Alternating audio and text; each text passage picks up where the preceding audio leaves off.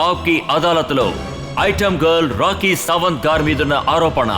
ఈవిడ పాపులారిటీ కోసం వల్గారిటీని ఉపయోగించుకున్నారు. రాకీ, నేను మీ చిన్నప్పటి విషయాల్ని రీసెర్చ్ చేసినప్పుడు నాకు ఏం తెలిసిందంటే మీరు ఇప్పుడున్నట్టు అప్పుడు లేరు. మీరు చిన్నప్పుడు బాగా బొద్దుగా బోండాలా ఉండేవారు. అవును, చిన్న వయసులో చాలా లావుగా ఉండేదాన్ని.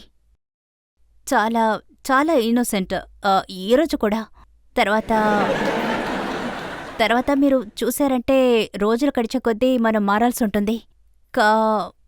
కానీ నేను డాన్స్ చిన్నప్పటి నుంచే చేస్తాను. మీ నాన్నగారు ముందు బాగా చదువు, మిగతావన్నీ జీవితానికి ఉపయోగపడవని చెప్పేవారట. మా నాన్న చాలా స్ట్రిక్ట్. మా అమ్మ అంత స్ట్రిక్ట్గా ఉండరు, కానీ నాన్న చాలా స్ట్రిక్ట్.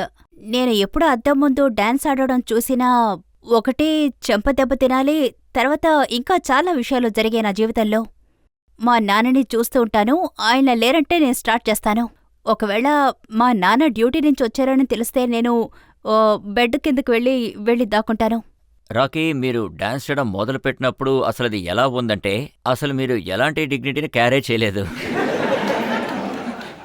నేను అంతగా ఏం డాన్స్ ఆడాను? నాకు తెలిసి నేను ఆడే డాన్సు అది ఈ కాలపు ట్రెండింగ్ డాన్సే. నేను వెస్ట్రన్ డాన్స్ ఆడతాను. నాకేమనిపిస్తుందంటే నేను చాలా బాగా డాన్స్ ఆడతాను అని. తర్వాత మీరు నన్నే అడుగుతూ ఉండకండి. ఇక్కడ చాలా మంది ఉన్నారు, చాలా ప్రజలు ఉన్నారు, వాళ్ళందరినీ అడగండి. నా డాన్స్ చాలా స్టైలిష్ గా ఉంటుంది. స్టెప్స్ అన్ని బాగుంటాయి. నా స్టెప్స్ అన్ని అరేంజ్ చేసేదే నా కొరియోగ్రాఫర్. మీ కొరియోగ్రాఫర్ ప్రాబ్లం కాదు, మీ స్టెప్స్ కూడా ప్రాబ్లం కాదు. మీరు డాన్స్ చేయడానికి వేసుకునే బట్టలే అసలు ప్రాబ్లం.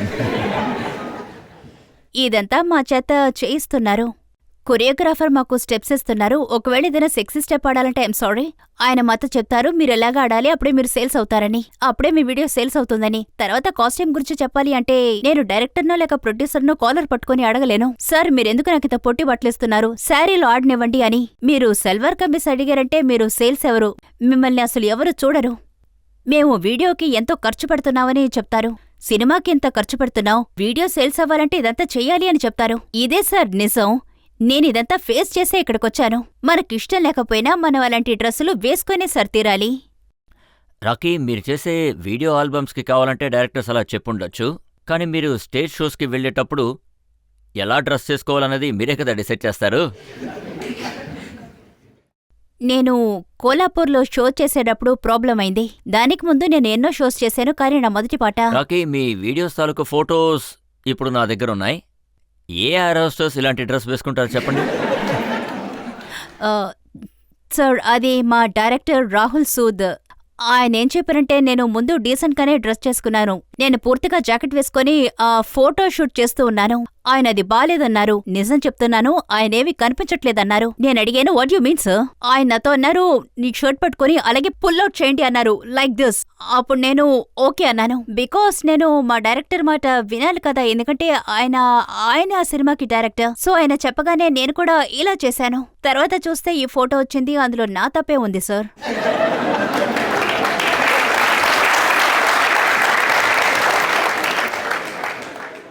అసలు మీరు ఏమంటున్నారంటే మీరు ఒక అమాయకురాలు, డైరెక్టర్ చెప్పిందే చేస్తాను, ఆయన చెప్పింది చేశాక దాని పరిణామాలంటో నాకు తెలీదు అంటున్నారు. సార్, దాని కాన్సిక్వెన్సెస్ ఎలా ఉంటాయో నాకు తెలుసు. సార్, ఈ ఫిలిం ఇండస్ట్రీలో నేను ఒక్కదాన్ని మాత్రమే లేను.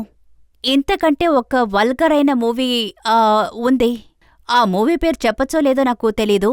అందులో హీరోయిన్ ఫుల్గా న్యూడ్గా ఉంటారు. ఆ ఒంటి నిండా టాటూస్ ఉంటాయి. అది చూసారా? అలా నేనేం చేయలేదుగా.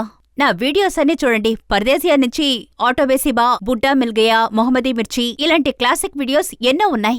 అది నా పొట్టి బట్టల వల్ల కాదు, నా ఎక్స్ప్రెషన్స్ వల్ల, నా డాన్స్ అండ్ నా టాలెంట్ వల్ల కూడా సార్. ఇక్కడున్న సినిమాస్ అన్ని చేశారంటే ఒక హాఫ్ అన్ అవర్ అయినా స్మూచింగ్ చేస్తారు సార్. అలాంటి మూవీస్ కూడా ఉన్నాయి. అలాంటి మూవీస్ ని స్టాప్ చేయాలి సార్. మీరు నన్ను తప్పు చెప్పడం కరెక్ట్ కాదు సార్. మీ వీడియోస్ని ఫ్యామిలీ వాళ్ళందరూ కూర్చుని కలిసి చూడగలరని మీరు అనుకుంటున్నారా? సార్, చూస్తున్నారు. నాకు ఫ్యామిలీ సైట్స్ నుంచి కూడా కాల్స్ వస్తున్నాయి. ఎవరికి 2-3 పిల్లలు ఉన్నారో వాళ్ళు చెప్తున్నారు. ఆ లేడీ చెప్తున్నారు మ్యామ్ మీరు చాలా హాట్. మేల్ని కూడా వదిలేండి సార్.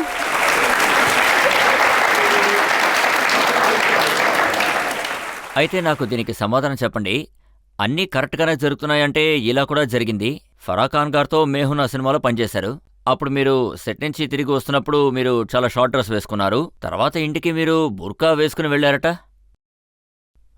ఫరాఖాన్ మూవీకి నేను ఆడిషన్ ఇచ్చినప్పుడు వాళ్ళేమన్నారంటే నేను షార్ట్ డ్రెస్ వేసుకొని రావాలి. షారుఖ్ ఖాన్ ఫిలింకి ఆడిషన్ ఇచ్చేటప్పుడు అంతకుముందు ఏ మూవీస్ చేయనందువల్ల ఫ్లాట్ నుంచి అలాగే ఎలా దిగొస్తాను షార్ట్ డ్రెస్ వేసుకొని. సో ఆ ఆలోచన ఎలా వచ్చిందో నాకు తెలీదు. నేను షార్ట్ డ్రెస్ వేసుకున్నాను, దానిపై బుర్కా వేసుకున్నాను. ఇప్పుడు నేను బిల్డింగ్ నుంచి ఈజీగా రాగలను. తర్వాత అలాగే వెళ్లి ఆడిషన్ ఇచ్చాను. తర్వాత ఆడిషన్కి వెళ్ళేటప్పుడు వాళ్ళు భయపడిపోయారు ఈ అమ్మాయి ఎందుకొచ్చింది అని.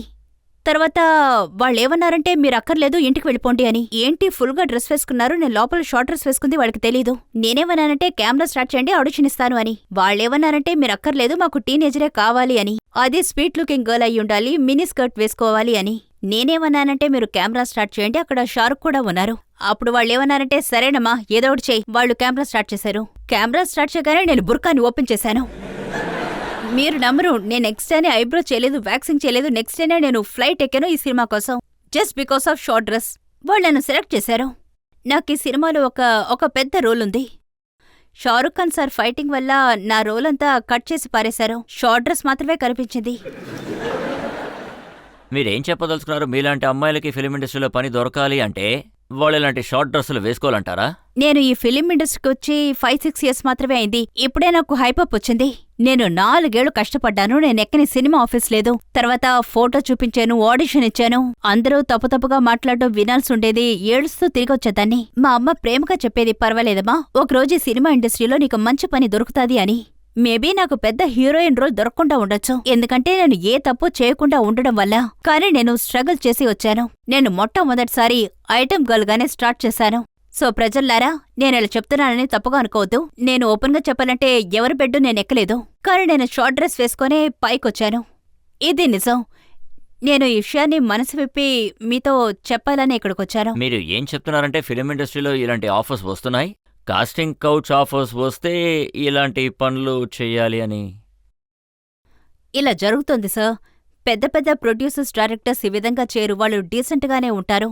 కానీ కొంతమంది ఫిలిం ఇండస్ట్రీని ఎంతగా పాడు చేశారు అంటే వాళ్ళ మన ఫిలిం ఇండస్ట్రీని నాశనం చేశారు. కొంతమంది అన్నారు, కొన్ని యాక్ట్రెసెస్ కూడా ఉన్నారు. సార్ మీ ఛానల్లో చూపించారు ఆ యాక్టర్ కాస్టింగ్ కౌచ్ గురించి.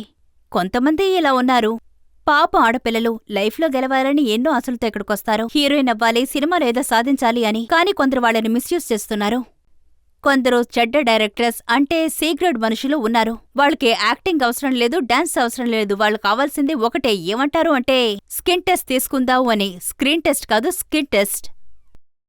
ఇదేమిటి అమ్మాయిలు ఆశగా వస్తున్నారంటే వాళ్ళకి సినిమాలో పనివ్వండి. సార్ నేను టాలెంటెడ్ అంటే టాలెంట్ ఉంటే అది తర్వాత ఆడియన్స్కి వెళ్ళి చేరుతుంది. ముందు మీ టాలెంట్ని ఇక్కడ మాకు చూపించండి అంటున్నారు. కానీ రాకీ, మీరు నింద మొత్తం వాళ్ళ మీదే వేస్తున్నారు. అమ్మాయిలు ఏం చేస్తున్నారు, వాళ్ళు ఎలాంటి ఫొటోస్ చూపిస్తున్నారు, వీటి అన్నిటిని అమ్మాయిలకి వేరే దారి లేదు. ఆ అమ్మాయిలు గ్రామాల నుంచి ఇక్కడికి వచ్చేటప్పుడు చాలా సింపుల్ గా 2 జళ్ళు హాఫ్ శారీతో వచ్చుంటారు. బాంబేకి రాగానే చేంజ్ అయిపోయి అలాగే హాఫ్ డ్రెస్. ఫిలిం ఇండస్ట్రీలో ఇలాగే జరుగుతుంది. రాకీ, ఇక్కడ ఆడియన్స్ లో కూర్చున్న పబ్లిక్ ని మనం క్వశ్చన్స్ అడుగుదాం, ఇది ఎవరికి వల్గర్ గా కనిపిస్తుంది అని. ఎవరెవరికైతే ఇది వల్గర్ గా కనిపిస్తుందో వాళ్ళ చేతిలో తన్ని చూద్దాం. రాకీ, ఈ ప్రజలే డిసైడ్ చేస్తారు ఏది కరెక్టు ఏది తప్పు. సార్ ఇది చాలా తప్పు. అందరూ నా వీడియోస్ చూస్తారు, అందరికీ నా ఫోటో కావాలి. ఇదంతా తప్పు. ఇక్కడ పాలిటిక్స్ జరుగుతుంది. మీకు తెలుసా, బనారస్లో శారీలు చేసేవాళ్ళు, శారీ మేకర్స్ మీకొక శారీ పంపించారు. మై గాడ్, నాకు అక్కడ తెలీదు. న్యూస్ పేపర్స్ లో ఏమని వచ్చిందంటే, మేము రాకీ సావంత్ గారి కోసం చాలా చీరలు చేర్చి పెట్టాం, మేము ఆవిడకి పంపిస్తాం అని. ఎందుకంటే ఆవిడ ఫుల్లీ కవర్ డ్రెస్ వేసుకోండి.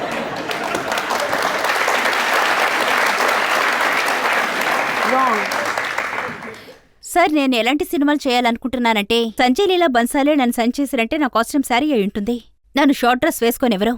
ఒక్కొక్క డైరెక్టర్కి చాలా డిఫరెన్స్ ఉంటుంది. ఇప్పుడు నేను మహేష్ భట్ సినిమా చేశానంటే నా డ్రెస్సు ఏవై ఉంటుందనుకుంటారు? ఆయన ఎలాంటి కాస్ట్యూమ్ నాకు ఇస్తారనుకుంటారు?